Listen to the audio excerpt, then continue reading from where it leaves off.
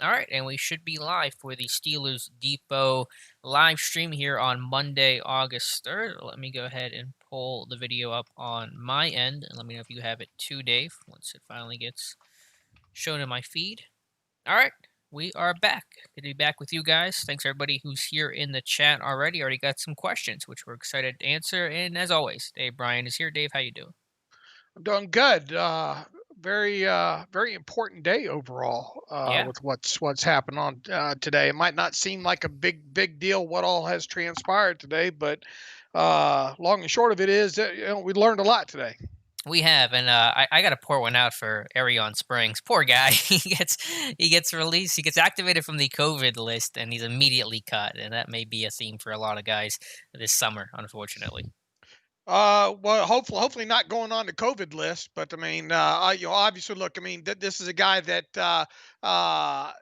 probably the only reason why he's still around is because he Right. got put on the COVID list. I think I even had him on my list of 10 players, probably not to make the cut to 80, and I took a long way around to do it, but that's exactly what happened there. But yeah, he was removed from the COVID list today. He was put on it what last Monday, I Hmm. think, 8 days and on the reserve list. right, and then removed today, and then subsequently waived after that. So the roster is now at 80 active players with 3 players, which are James Washington, Jalen Samuels, and Justin Lane on the COVID-19 list. Yeah, the important thing I would take away from Springs is, just trying to get an idea for the general timetable for how long these guys might be on the COVID list. And obviously, there is no hard and fast timetable. It's just about how well if you can test negatively and get cleared and all that. But 8 days, it's good to put that number because that was my expectation. Probably minimum 7 days, probably 7 to 12 days for most of these guys, as long as they're asymptomatic. Is probably the expected timetable to be on this COVID list. All Yeah, right, and once again, it's important to say that it doesn't mean that the player right. necessarily has it. That's why I think that's one thing that the league wants to make sure that that is stressed. Hmm. That it could be that the player was just exposed to somebody with it, but I mean, I think we all know what the underlying truth here is. But I think it's important to to constantly remind Hmm. people of Yeah. that, just in case. An important disclaimer. Okay, we'll get into the questions here with the chat. Already 27 people here, so I appreciate you guys being on Real top of quick, things. Hmm. let's do some quick housekeeping real quick Okay. here. And the fact with Ben Roethlisberger, once again, it's not monumental because I think we all knew it was coming, but to actually see him out there on the field throwing the football as part of drills today, like it or not, it's big news. Hmm. So I think that's an important thing that we learned today. And the other thing, and it might not seem like a big deal, but and I just got done writing about this just a few moments ago before we got on here. Is it does not look like the Steelers will start off with any players on the active PUP list, and that's quite monumental, really, when you think about it. Now, last year, a year ago at this time, T.J. Watt was the only player I believe that was placed on active PUP at the starting training camp with a hamstring injury, and I think it got a couple of days into August there before he was removed. But this is important from the fact that this appears to be a healthy team moving on into training camp now, and on top of it, assuming nothing's changed in the CBA, and I can't find that it has. Any player that were to get injured from this point forward would not be eligible to go on either of the PUP lists now, and I think that's an important distinction because people sometimes get caught up and think, Hmm. okay, a player got hurt early in training camp. Just put him on PUP. Well, once a player practices at training camp, he's no longer eligible for any of the PUP lists, whether it be active or reserve. So I think that's an important distinction to make here. And I can't see where today wouldn't have been that day for the Steelers to place players on that list had they needed to with them practicing or being on the field today. Absolutely good to have a healthy team, a veteran-laden team, all things that are going to be assets in a year unlike any other. Any other housekeeping, Dave? Or could we touch on everything we needed to touch on? No, I mean, we got. I mean, all the cuts. Wavings. Are of course on the site from the other day and all. I don't think there was any surprises of the previous 8 players that were waived. Right. Hmm. Yeah, a little disappointed to see their highest UDFA in terms of a signing bonus, Josiah Coatney, the DN nose tackle from Ole Miss, getting cut. But the way Steelers have hit UDFA's, it's just kind of an unfortunate trend that continues. Yeah, a little bit surprising there. You give the man a Hmm. $15,000 signing bonus, the largest signing bonus of any of the 10 players signed undrafted free agents, and he doesn't even make it to the first training camp practice. Right. So no, nobody's safe. I don't know if there's a message to be received there along those lines. Look, I mean, it does produce dead money. It produces $5,000 in dead money this year, and it produces $10,000 in dead money in 2021. Not huge by any stretch of the imagination, but it was a bit surprising that you have your what you would consider your priority undrafted free agent, already out the Hmm. door. And to their credit, that may be one reason why they don't do the guaranteed money the way that other teams so commonly do. Because if you get an undrafted guy and you realize he's not who you thought he was, doesn't show up in shape or gets in trouble or something, I'm not saying that's what happened to Coatney, but I'm just saying in general, then you have a lot more dead money than just a $15,000 signing bonus, which is peanuts in the grand scheme of things. Maybe one reason And why the Steelers operate the way they do. and I think the Patriots already have a couple out the door that had some guaranteed portions of the contract there from Okay. undrafted free agents. Yeah, I believe it because they are as much about the guaranteed portions as any team in football. Anyway, to the chat. A lot of people here. Appreciate it. We'll get some questions started. We got ODG Dorkman, Mutated Genome, Steeler Fan 1933, Russ Obenstein, Porkins 26 will lead us off with questions today. Asks, what's our weakest position heading into the season? We had a running back depth, but need big years from Connor Snell. We lack some safety depth even after our recent addition. Tight end seems shallow too. Thoughts, Dave? I'll let you start this one. Weakest position depth wise. Or just in general, even just as what's our weakest position? Yeah, well, weakest depth wise, I think is safety, and I realize they signed Curtis Riley, within this past week, or actually made it official today. But the deeper that you get into his tape, I don't know, I don't know about you, Alex, but there are warts all over the place in there. But look, I mean, they cut the undrafted free agent out of Michigan, and really, I mean, Riley looks like a like the guy right now, to back up Minka Fitzpatrick. So I would say, from a depth position, safety still not overly great, especially the free safety spot. Now, the weakest position overall. Oh, geez. I mean, you're not very deep at. I mean, inside linebacker. Man, I Hmm. suppose you could point to that too. A couple of the positions that we've really pointed to most of the season here. So I would point to those two. Yeah, the good thing is I don't think there's any position overall, not just looking at straight depth, that's considered weak. I think there's certainly it's a good roster across the board. There is no glaring weakness, and that's good. I would point to a little bit of inside linebacker if you're looking at the group overall. Tight end is a question mark just because you don't have a whole lot of confidence. McDonald, what you're going to get from him, Ebron, what you're going to get from him. Do you really feel comfortable with those guys both playing all 16 games? There's a concern there. I go about the long term future at the position as well. But I think depth wise, safety is still a worry. And then the obvious one, I don't want to sound like every national media member here, but quarterback, just because I am not as confident in Mason Rudolph as a team appears to be.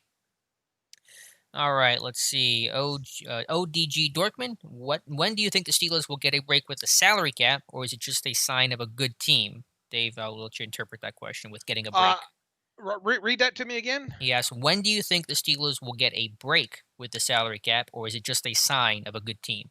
Yeah, I would go with the latter there. Look, the Steelers are always one that want to try to spend cash and cap almost equally there. And there's rules in the CBA up until I forget what the new percentage was, but in the old CBA you have to spend over a 4 year period. I think it was 89% of total cash or of total cap allotment from the league has to be spent in cash over a four year period. So teams have to spend up to 89% of a 4 year total of what the total of the salary cap is for each team. So some teams choose to do that, almost really on a year by year basis. And the Steelers, are notorious. And also look, I like to call it sins of the franchise quarterback as well too. Hmm. When you have a franchise quarterback, constantly being in rough right around the top five highest paid quarterbacks, and then you end up having to restructure his contract paying a lot of other guys on the roster, that you're giving second or third contracts to.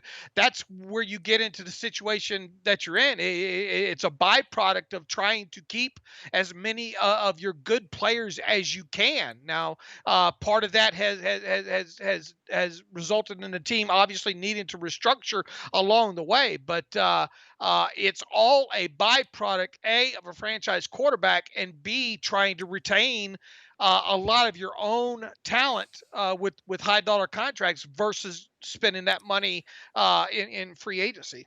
I agree 100%. I think when you combine obviously having a franchise quarterback playing on a franchise quarterback like contract and a team that is always all in, always trying to push for a Super Bowl, run, then you're going to be spending and you're not going to be pinching pennies and trying to cut costs and trying to find ways to shed cap on your roster. You're just trying to find a way to go all in and hope this year's the year. So when you combine those two things, and that's the scenario the Steelers are in with a franchise quarterback on a big contract and a team that clearly is trying to win now, then you're going to be up against the cap, and that's how it goes. And again, I just want to remind the fans that had the pandemic not happened, of course, a thing you cannot plan for, the Seagulls would not be in that bad of a shape cap wise. It would not have been perfect. They would still have to lose guys that are expiring contracts for agents to be next season, but they would not be in this cap crunch that we're talking about right now. And obviously, look, if you go back to last year and all that transpired with the Antonio Brown stuff, I mean, yeah, that hurt. I mean, but they would have never done what they did with him, with the final restructure or whatnot, had they known he's going to go off the deep end like that. Hmm. Now technically, this year I don't really consider them to be in awful shape this year. Right. Now, obviously, they had to restructure a lot of contracts to get to that point there. But I mean, let's face it, this team right now is built top to bottom to compete and compete for a championship this year. Now, obviously, we'll have to see how the season goes along, how NFL profits are, and what the ultimate salary cap number is in 2021. As I wrote already, look, I mean, the worst thing that can happen is the cap comes in at that $175 million floor. Hmm. Everybody should be praying that it comes in much higher than that, that it was just low ball, worst case scenario expectations. But even if it doesn't, yeah, they're still going to have some challenges to overcome next February and March.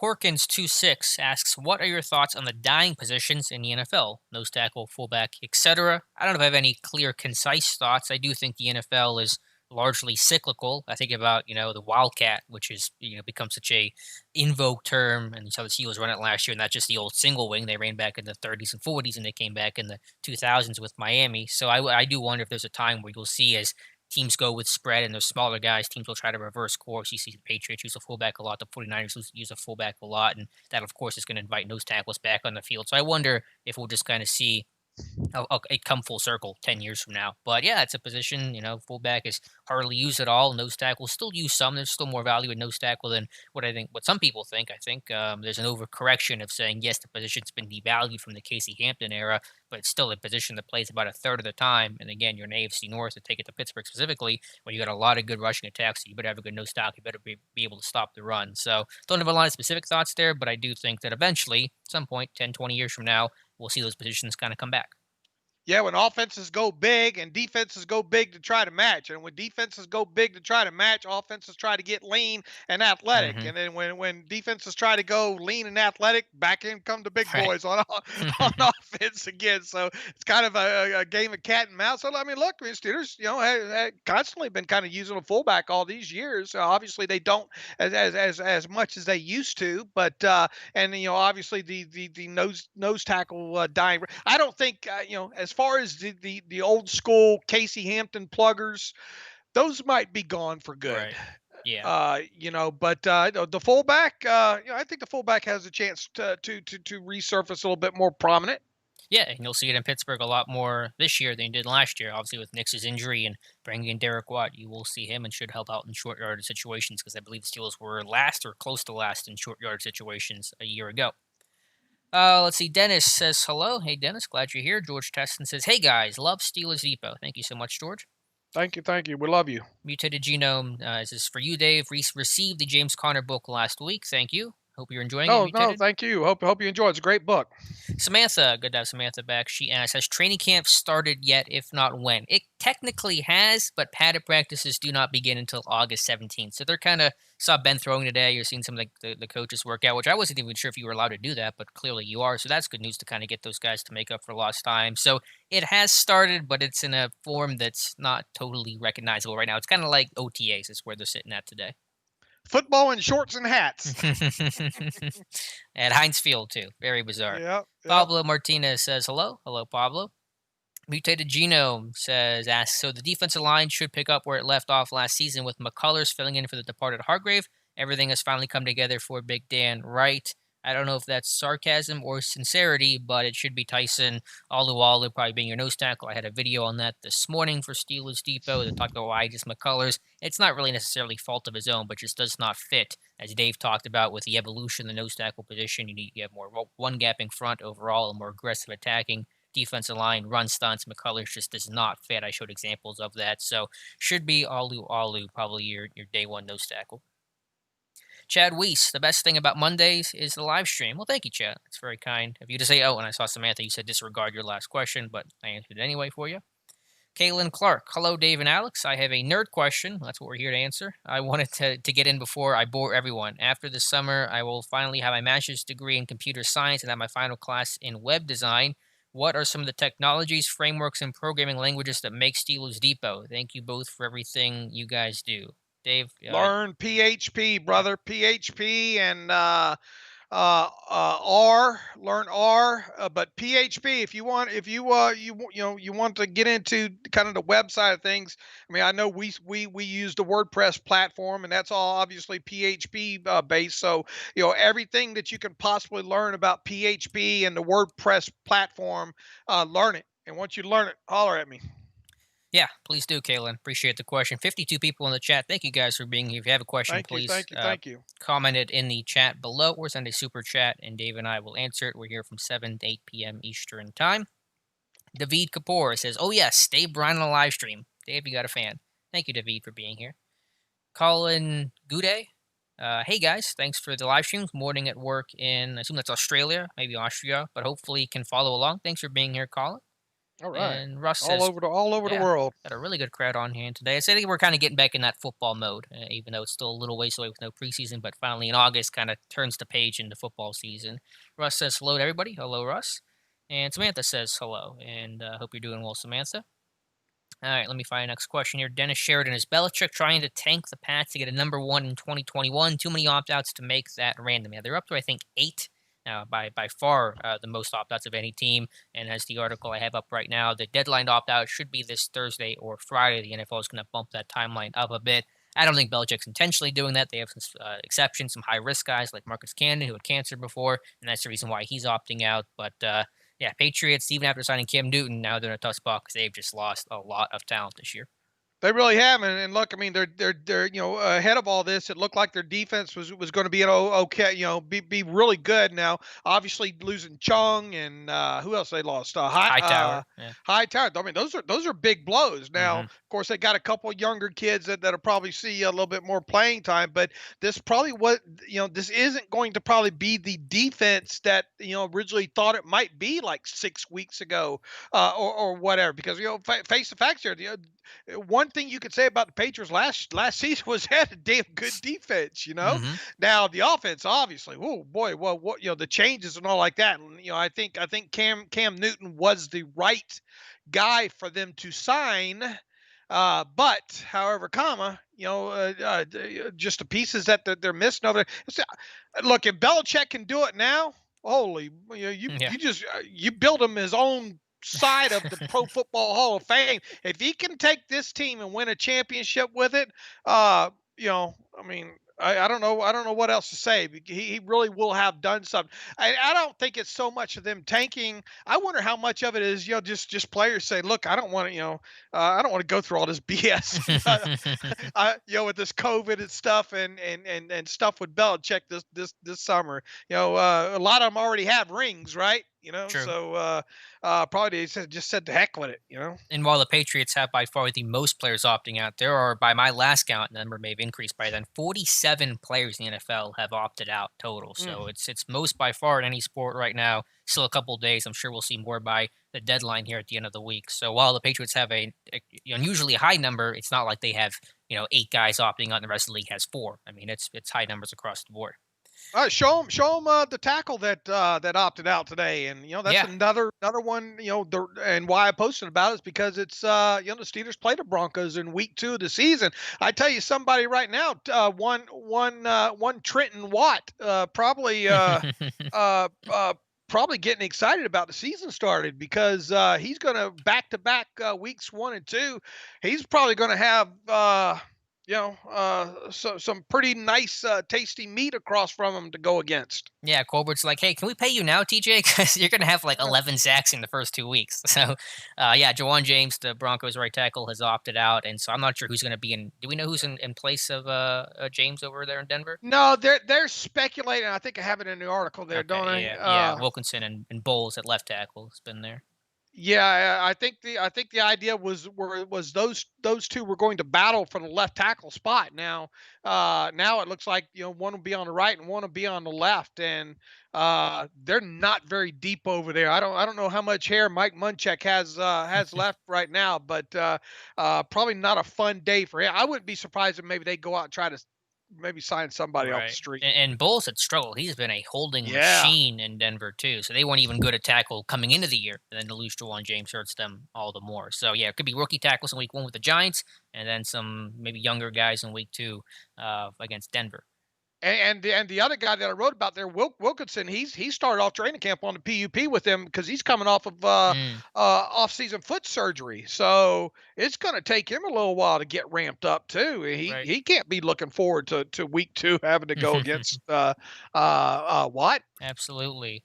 All right, Suleiman Jelani asks, do you guys see any more low-cost free agents being brought in or low-cost trades done before week 1? I can never discount trades with Kevin Colbert. He's among the most active in the NFL when it comes to August deals, and obviously COVID and injury and illness can really make an impact for these things, probably more so for injury than illness, in terms of making moves for the long-term future of the season. But yeah, it's still possible. It's hard to say who, especially after Curtis Riley being brought in. I still would not be opposed to bringing in a second safety, like maybe a Marcus May, maybe somebody else. And then, of course, whenever injuries inevitably do happen, even with that preseason still going to happen and occur, you could see someone get brought in. So hard to say, but I'd be surprised if the guys on the roster today are all part of the 53 for week 1 against the Giants. All right, Blake Literal. I know you'll hate this question, but given all the potential cap issues, could we see an older guy with a high cap hit just retire to make room for all the free agents who will have to stay home? I don't know who that would be in Pittsburgh if you're asking about the Steelers specifically. Dave, Read any read idea? read that again. Uh, Given all the potential cap issues, could we see an older guy with a high cap hit just retire to make room for all the free agents we'll have to stay home? I'm not sure what the last part of that means, but could you see someone retire for the benefit of the team? I can't see that, Blake. No, I can't see that at all. No, because no, I can't. I, Yeah, I don't even know who the candidates would be right. for you. Maybe I don't think Pouncey. I wouldn't think Pouncey would go anywhere. No, not with Ben coming back. He's not going to Uh, peace out. I don't think DeCastro would. I don't think. I mean, look, we'll find out here in a couple weeks what's going to happen with Cameron Hayward in that contract. So obviously, if he signs, nothing going to happen there. I mean, there's I no. The short answer would be no. I can't see it. Yeah, especially with this team so close to Super Bowl ring, being able to have a Super Bowl run. I don't think anyone's trying to get out of Dodge right now. ODG Dorkman, if undrafted free agent opted out, would their contract toll the next season? Yes, I believe that's it. All contracts toll if you're under contract and you opt out. Correct, Dave? That's correct. That's Okay. correct.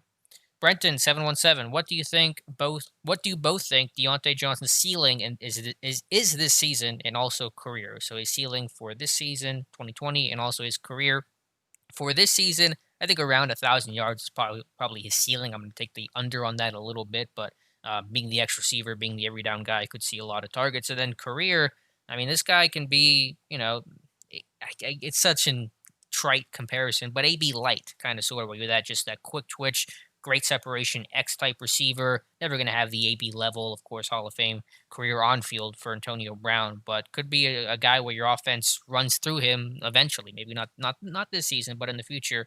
That potential, I think, is there if he gets a little bigger, a little stronger, and stays healthy. Dave, what are your thoughts on Johnson's ceiling? I mean, I think his ceiling this year would be a little bit over 1,000 yards.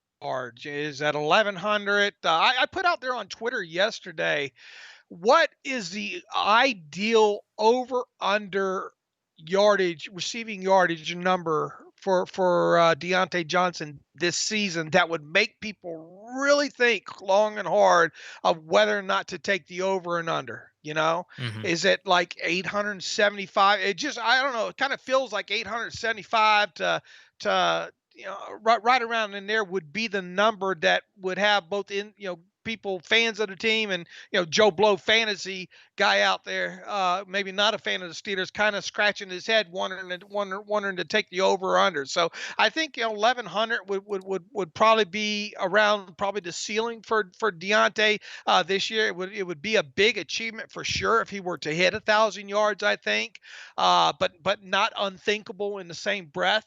And a long term, yeah, I think Alex said it right.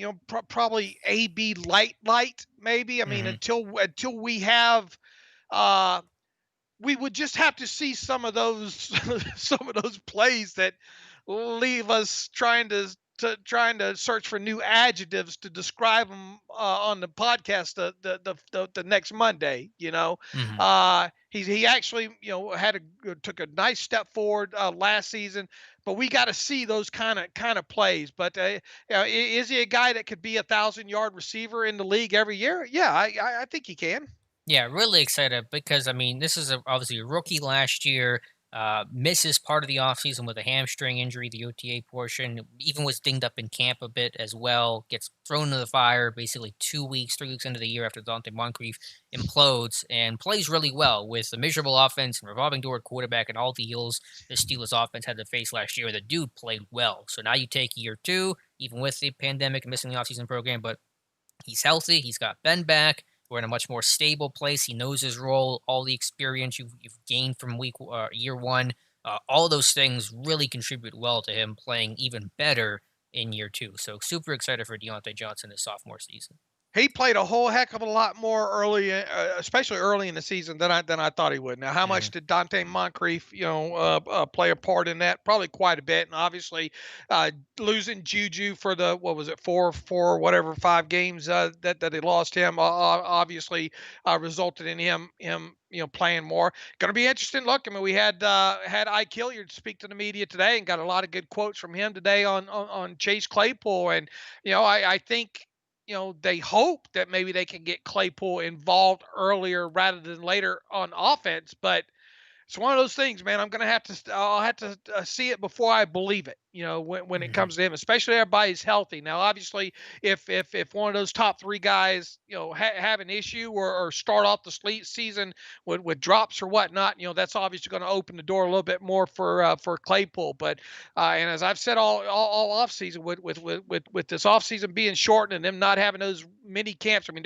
he's essentially going through his rookie mini camp last week, and now he's going through the starting of OTAs now.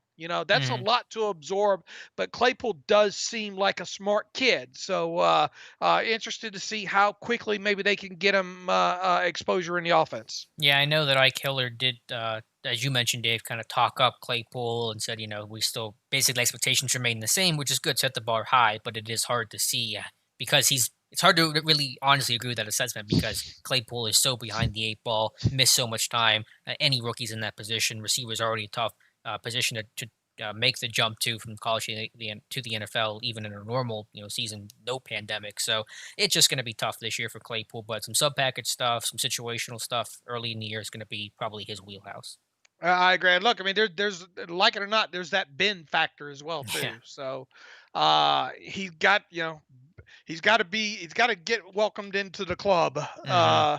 He's got to get that Ben Roethlisberger. One of the big things about Marcus Wheaton, it seemed like not only injuries with him, but right from the get go and on into games. And yeah, I realize he had that 200 whatever 100-yard game against the Seahawks, I think. But other than that, man, it constantly did not look like Wheaton and Roethlisberger were on the same page together, and that's going to be a big factor with Ben and Claypool. I think Ben likes guys out there that he can trust, that he knows understand that understand what they see across from him, where all he has to do is give that nod or that tug of that face mask, that typical Ben Roethlisberger high sign, and he knows what he's going to get on the other end. Yeah, I talked to former Steelers receiver DeMarcus Ayers like 2 weeks ago, and he said if you have Ben's trust, you're going to play. Simple as that. So Claypool can earn it. He's going to play. If not, then he'll have to sit. I like the tweet you had earlier, Dave, of that red zone fade to Claypool and just say, let's just run this and have Ben throw it there and let Claypool make a play. Hey, you want to talk about a great fantasy receiver? I mean, you could get through the first 3 weeks of the season and Claypool have something like 5 catches, 4 touchdowns. I would have no qualms with that, but Me neither. I think that's a little bit of a stretch there. But yeah, I can see him. Uh, just that guy's got a wingspan on him, right? I He mean, does. just put the ball up somewhere in that area code with him, and see if he can get it. And if he can make plays like that right out the chute, then he's going to earn more. And I think I Hilliard phrased it correctly, right? If he makes plays, he's Yep. going to keep on playing. Yep. So, I mean, that's a captain obvious there, but he obviously wants to paint it optimistic, as he should. But once again, I'll believe it when I see it, and we'll see what happens.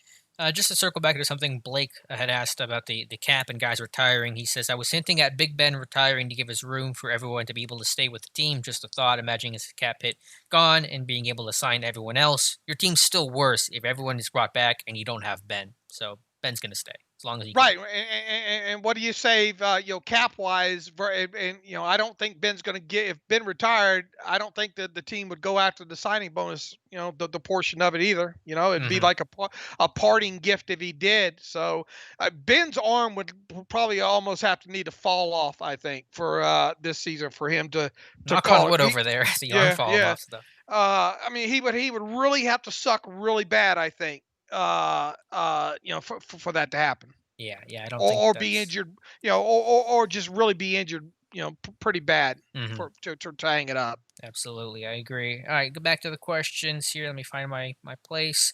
Let's see, where was I at here? Mark Leslie asks, a lot of fans aren't on the side of Tomlin because we aren't always competing as much as we maybe should be. Did Bill Cowher deal with the same criticism when we weren't winning under him? I'm sure it was obviously a lot more muted because there was no Twitter, there was no Facebook for most of Cowher's tenure in Pittsburgh, so you didn't see that stuff as publicly as you do today. It wasn't as easy for Joe Schmo to talk about Tomlin and how bad he sucks, or Cowher how bad he sucks. So I'm sure that criticism's always been around Pittsburgh since Chuck Noll left. Even the 80 years for with Chuck Noll when this team wasn't as good as they were in the 70s. It just was harder to find back in the pre-social media era.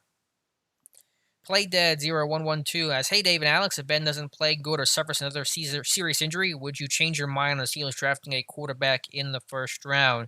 I think it's possible. I don't know what the odds are. I'm sure they're probably lower. I mean, it's hard to pick any position and say that they're likely to draft that a year out from things. But sure, if they know, basically, whenever Ben retires, they know he's going to be done. The hunt's going to be on for the next quarterback, and maybe that's Mason Rudolph. It depends on how much Rudolph can play this year, if he can show anything and kind of earn that confidence his team has talked about. But it's hard to say. Let's just hope we don't get to that point where we're talking about Ben not playing well or Ben getting hurt again. Until I have a reason to think it, as I've said all off now, I'm not saying that it won't happen. It just, from where I sit right now, I find it hard to envision them drafting a quarterback in the first round in 2021. You'd have to be, I mean, if you're going to get one in the first round, you better be up there a little ways anyway, or be willing to mortgage the farm to go up and get one. So from where I sit right now, and that's even if Ben doesn't have a great season, or gets injured, I'm having a hard time imagining him spending a first round draft pick on a quarterback in 2021. So Now, when do you obviously think that that could happens? change. In 2022 as the I earliest? think I think it could, yeah, in 2022. Okay. I would view that as the earliest. Okay, fair enough. Yeah, I think obviously if Ben's healthy and you want to just keep trying to win and go all in with him, then there's a lot of reasons to not go with that quarterback. But there's that battle between wanting to win now and trying to be proactive and trying to find someone for the future. It could also just depend on where they're picking. If they're picking 27th next year, probably not getting a quarterback at that point. So where they're at in the draft, the depth of quarterback classes, all those things are going to play a factor as in the evaluation and their decision making as well. And I hate to continue to bring it up, and we don't know how much longer the Tomlin Colbert regime, is going to be in. Heck, it might be 4, 5, 6 more years for all we know. But if Colbert's still in charge, I can't help but keep going back to what he said, about. After when they drafted Ben Roethlisberger, the plan was, it's hard to imagine thinking back on it now, but the plan was for Ben Roethlisberger to be the number 3 quarterback that year. Behind Uh, Maddox and Batch. right, right. I mean, that was Colbert would tell you that was what the plan was right from the start, was for Roethlisberger not to have to play a lick in 2004. Now injuries obviously changed that in a hurry. Batch during the offseason with knee, and then obviously with Tommy Max, hurt himself early in the season against Baltimore, and then being lost, then that gave birth to Ben. So even if they did, let's say they did draft a quarterback early or any quarterback in any spot in the first round there next year, the odds of that, I just can't imagine Colbert and Tomlin throwing that kid out there in year one. Hmm. That's true. Yeah, I don't know how the scenario would go. That wouldn't be ideal, of course, but maybe they could still sign a bridge quarterback of sorts. But better than in 2022. I mean, you'd be facing that concern too, assuming that Ben's gone. You're drafting a guy now that Ben's officially out the door. Then you got to figure out what to do. I guess you have some more cap flexibility at that point to go sign a veteran type guy. Yeah, you'd probably have a mid-level guy come in and you know be your Tommy Maddox, if you will. You know, Yeah. for a little while. Look, I lived through that. I saw that time from after Bradshaw on. Just you don't people take things for granted when you have a franchise quarterback. I'll just leave it at that. Amen to that. We got a super chat from ODG Dorkman. Says, thank you. This show encourages Thank you, me thank you, to thank you. be a better fan, stay up to date, listen to all podcasts. We'll join the website. We need membership badges. Thank you so much for the kind words. I don't think I'm even eligible for membership badges. I think you have to hit a certain threshold. I don't think I'm at right now, so I don't believe they're available. Sorry to say. But thank you so much for being a good supporter of the stream and the website. All right, let me scroll up here, get back to the questions. About 20 minutes left before the Pens game and before our live stream ends. So feel free to ask a question in the comments below. Slideshow Bob asks, how do you think they're going to handle the cap space considering a lot of people need to be signed next offseason? They're going to have to lose a lot of guys. There's no getting around that. This roster will look very different at key areas this time next year. The way you get around it is you don't sign those guys. I mean, I hate to be blunt like that, but as we've mentioned several times, especially during the podcast, and I've written about as well too.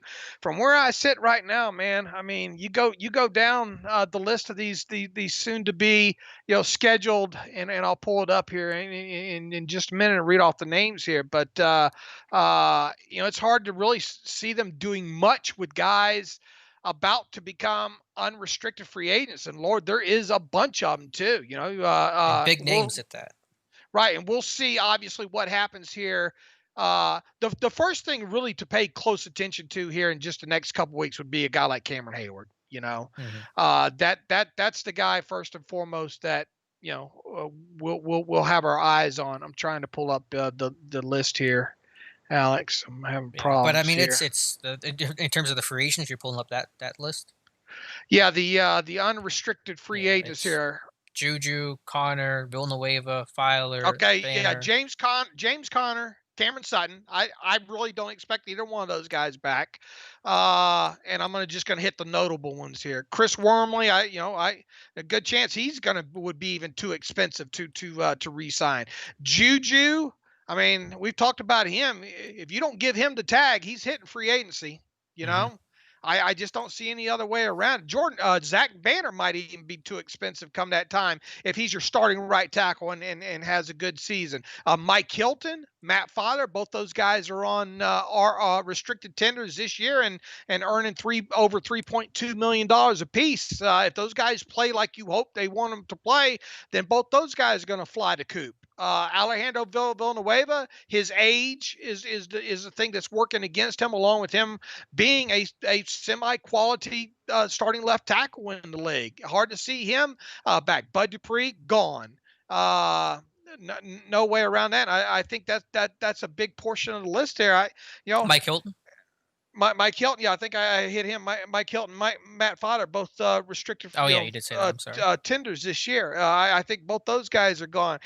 At best, at best, I think maybe you can sneak in a Cameron Sutton or something like that. But uh, if a lot of these guys enter this season not extended, which is probably going to be all of them, then all of them maybe sans Juju unless you put the tag on him, and even that's going to be a stretch trying to find the money to be able to do that. Are all probably going to hit free agency, and once those guys hit free agency, the good ones usually go.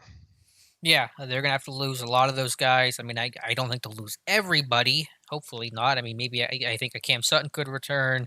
Maybe an offensive lineman because you'd hate to lose all those offensive linemen. So if you could retain out of that Filer and Sutton and maybe Juju on the tag, then that might be like a best case scenario, even as devastating as that would still be for this team. And people say, well, Steelers. I read a silly post the other day saying Steelers should extend Cameron Sutton now.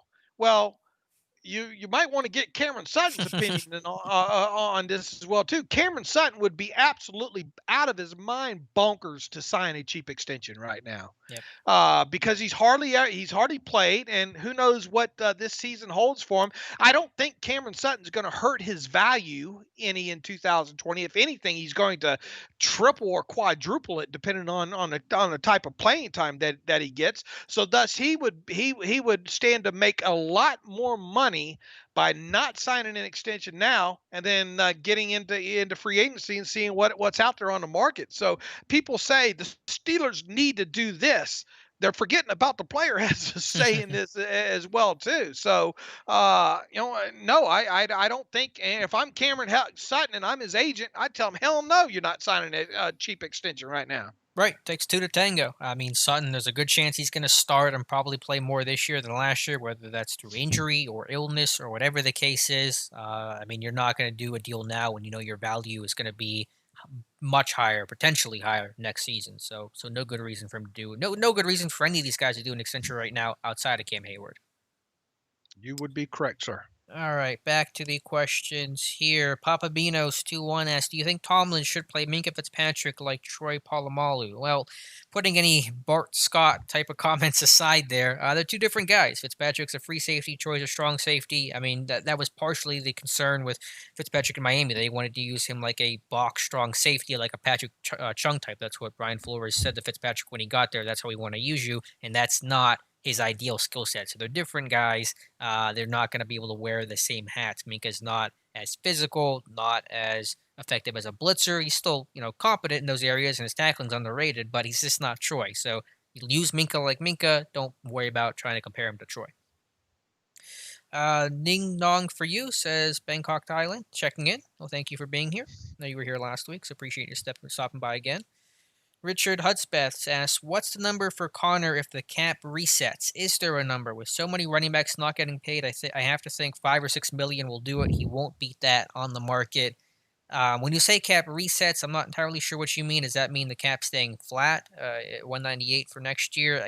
I just don't see a scenario where he comes back, because even if he plays well, again, with all the free agents we just went through, Richard, all those guys basically are going to have higher priority than Connor. And so I just can't see a scenario where he's going to come back, even if he has a good season. Here's the thing. If he has a bad season, he obviously is not going to be worth it. I mean, if he continues to miss games, then he's not going to have really any market. He's going to have slightly over minimal market value. Okay. If he has a bounce back season like we all hope somewhat similar to 2018, and by that I mean we're talking about, I don't know, 13, 1400 total yards from scrimmage, 8 or 9 touchdowns, 220 something total touches of the football, somewhere along those lines. That he's going to outprice. He's going to his market value will be whatever it is, it'll be more than the Steelers will be able to afford because they're just not going to pay that kind of money, whatever that money is, his high market value for a player like that at a fungible position with his history. I don't think so.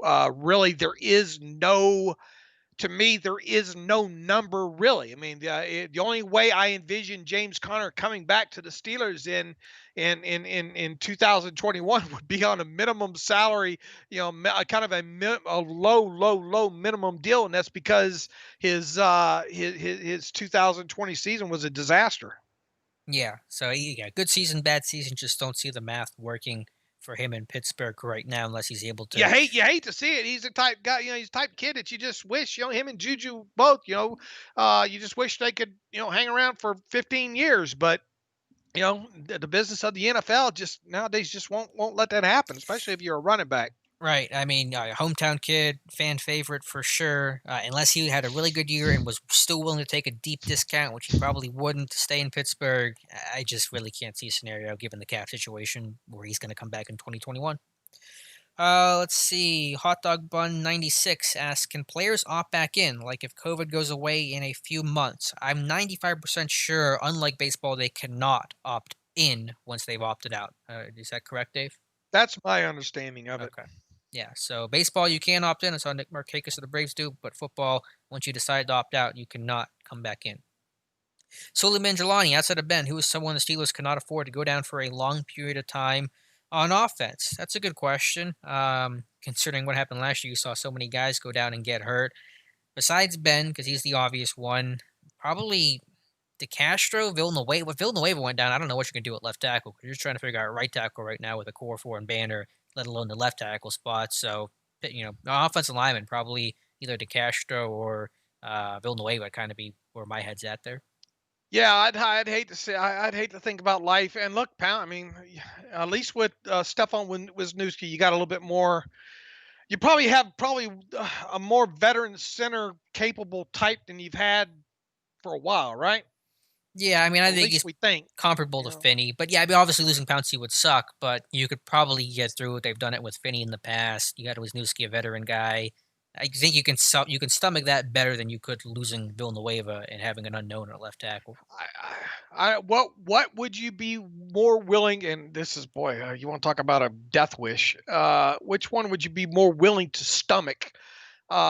Losing DeCastro and having Dotson take over there, or losing Villanueva and have Chooks or Banner Yeah. take over there? I mean, neither is good because can Wisniewski be my option instead of Dotson at right guard? I just Oh, sure, hypothetically sure. You either could either you one. can have either one.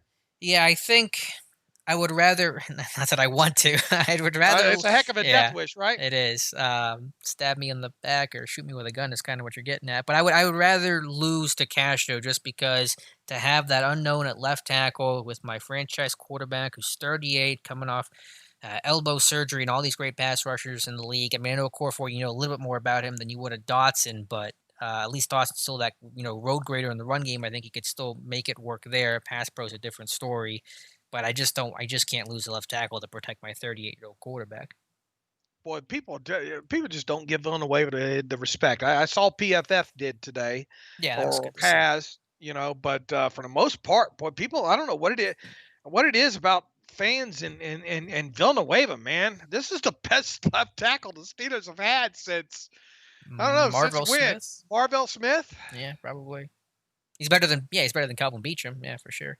And heck, I mean, the things he's doing now, that snatch and all like that. I mean, he I'm not. I mean, I could go back and watch some Marvell Smith film, but I mean, Villanueva's been Villanueva's been impressive. I'll put it to you that way. And yeah, they all have their kryptonites. Yeah, but he has overall been impressive, and I just don't think the majority of the fan base gets that. Yeah, I had him down for 2.5 sacks last year. That's it. Over 16 games, allowed 2.5 sacks with the competition he faced. Pretty good overall.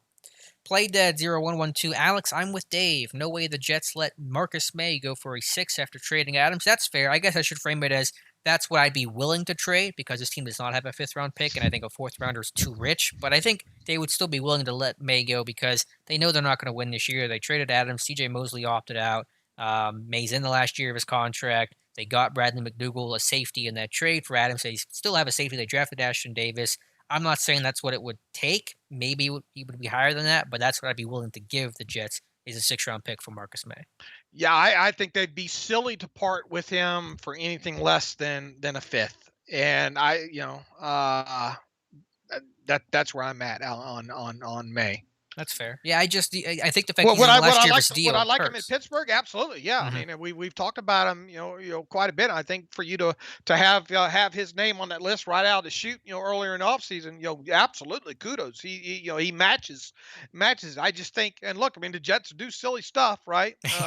Sure. Boy, you want to talk about they gave a. Did you see the thing on Quincy and One catch for -4 yards on that contract. oh my goodness! And then they didn't they part ways with winners too. Yeah, released Bryan Winters yesterday or two I days ago. mean, geez, and I think I read something else. That whole offensive line is going to be different this year. Not that that's a bad thing, I don't think, with them, but Mm, to have all 5 new moving pieces on a season with no OTAs or anything like that.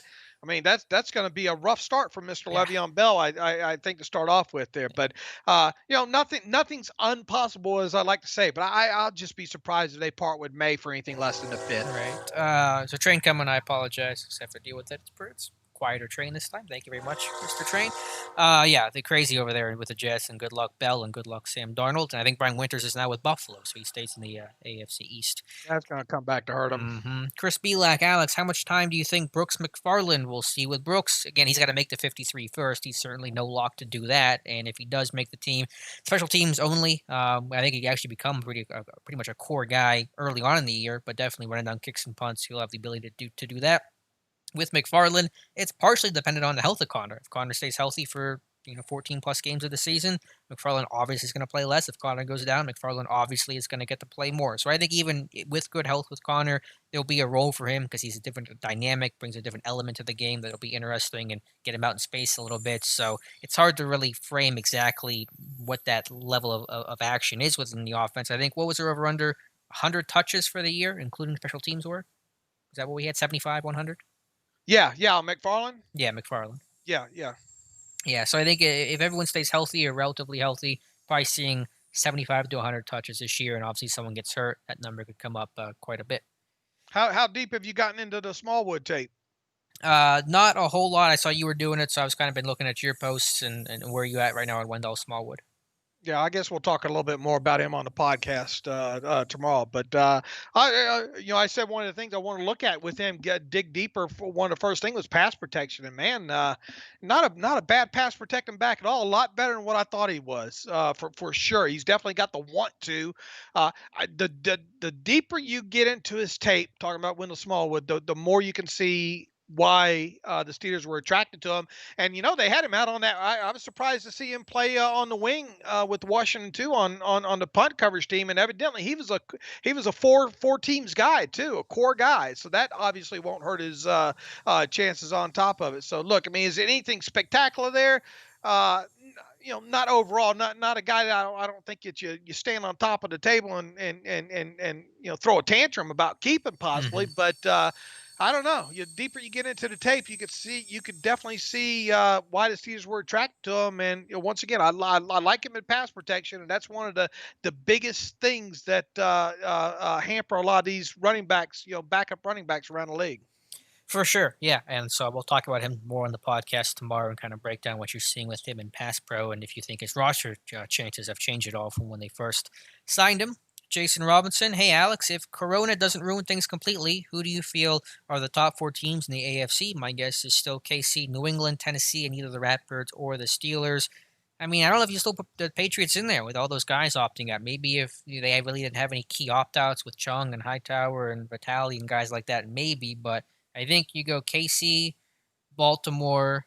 You could still argue Tennessee, and then Pittsburgh. I think could be up there too. So I don't have a great ranking. I have not thought about it a whole lot clearly, but I think the Pittsburgh Steelers are right up there. I'll still defer to Baltimore because they are the reigning AFC North champs, and they didn't really lose a whole lot this offseason. I think they got better this offseason, to be honest with you. But yeah, it's they're all right up there for top in the AFC. Mike Cantwell says, y'all are awesome. Keep up the great work. Thank you, Mike. I appreciate it. We're here for a couple more minutes. David O says, keep doing what you do. Thank you, David O. Levi Garcia, Alex, why was Nelson so underappreciated? He had better stats than basically everyone, but yet Gilmore got defensive MVP. Probably comes down to interceptions because they didn't throw to Nelson as much last year. He comes away with just one interception, which was a tip pass in I think that Bills game, if I remember correctly. And so when you're a corner that's not already known as like a lockdown guy, like an old Namdi Osmo, for example, and you don't have a lot of interceptions, you kind of get overlooked. So that's just how it was for Steven Nelson. Had he had 5 or 6 picks like a Gilmore, which I think Gilmore had several interceptions, or Joe Hayden, you'd probably hear his name called a little bit more than it is right now. George Teston, if they start postponing games like baseball, how will the NFL make the games up? Do they extend the season in April or May? George filed that under good questions to ask and above our pay grade. It's not like baseball where you can do double headers. They would have to extend the season or just cancel those games, and some teams will either shorten the season for everybody or have some teams play, 14-game season. Some teams are playing 15 games, kind of like what baseball seems to be doing right now. But I just don't have a good answer for you, George. I'm sorry. Yeah, look, I guess the only positive about it is they only each, you only play one game a week, Right. It's also a so negative though. You only play one game a yeah, week, so if you can't play it, then you're in big trouble. yeah, and what would you go down to for a minimum of a season? I'm just guessing here, what would qualify as enough to even have a season, 12, 3 quarters of the 12, year. 10, something like that, and then you have to worry about the playoffs. So, look, I mean, it definitely. I mean, the Cardinals had how many more players or something today? I forget 5, 6, 8. I forget what the number was. Was a Yeah, significant number though. yeah. Look, I mean, they've got to get better. That's for sure. And it just goes to show you life outside the bubble and all like that. Uh, hold your breath, folks. That's all I can say. I mean, Yeah. I don't have any good answers really, other than that. I'm quickly pulling up the NL East standings just because of how weird they look in this year. The Braves at first and 7-3, the Marlins at second at 2-1, Nationals 3-4, Phillies 1-2, and the Mets are 3-7. So could the NFL see something like that? Who knows? It's not looking too good right now. You know what? What if you lost your quarterback? I mean, that you Hmm. want to talk about a huge blow. At least in baseball, one guy. I mean, obviously it hurts, but it's if you lost your quarterback, that's huge. What if you lost them all? What if there was an outbreak in the quarterback room? Yeah, yeah. I mean, how do you overcome that? Again, above my pay grade. Jesse Robles Jr., I've heard you say before that when the Steelers seem to always know when to let players go when on the decline, you think the Steelers know this might be Cam Hayward's peak year and might start declining. If this is his peak, he has not shown any signs of decline. He's only 31. He's in the prime of his career. I'm still locking up Cam Hayward long term. I mean, is it possible? Yes, but I mean, this guy. I mean, look, just turn on that Indianapolis Colts tape from last year. That's all you got to do. Just turn on the all 22 from that Indianapolis Colts game, and you tell me where you think Cameron Hayward is at in his career, Mm-hmm. and go from there. I think he's got at least 3 years left in him, and if that's the case, then I think he's worthy of an extension there. So I know there was that report by Fowler this past week saying, yeah, Cam's, they don't know where they're at, blah blah blah blah. It seemed like we heard kind of the same thing about the Castro a couple years ago, didn't we? Yeah, And a deal magically got done, or was it Hayden? I think Hayden it a was. couple I think it years. was both actually. Okay, yeah. Oh, we're not sure they're gonna, two sides gonna get things done, and then they get things done. So I have no reason to believe that it won't get done yet. I mean, once again, is it possible that they don't get it done? Absolutely. But man, I'm having a hard time imagining a 2021 Steelers team without Cameron Hayward manning that defensive line. Yeah, I am too, especially knowing all the other guys you're going to lose this year or going to next year. You don't want Hayward to be added to that list. So yeah, to me that Fowler report was just his agent talking, his just agent trying to fan the flames, trying to turn up the heat on the Steelers a little bit. I still am very confident a contract extension will happen before the start of the 2020 season. Let's see here. Face Windu. How will the bubble work in the NFL? It won't. There is no bubble for the NFL, not in the way that the NHL and NBA is doing it. I know like the Saints kind of have a quasi bubble thing going on where they're all in a Hotel hotel. or something? Yeah, Yeah. something like that. But the NFL does not have an official bubble, no centralized location. So MLB doesn't either. We see how that's going in baseball. NFL, a lot more players than baseball. So we'll see if this thing works. But there is no NFL bubble.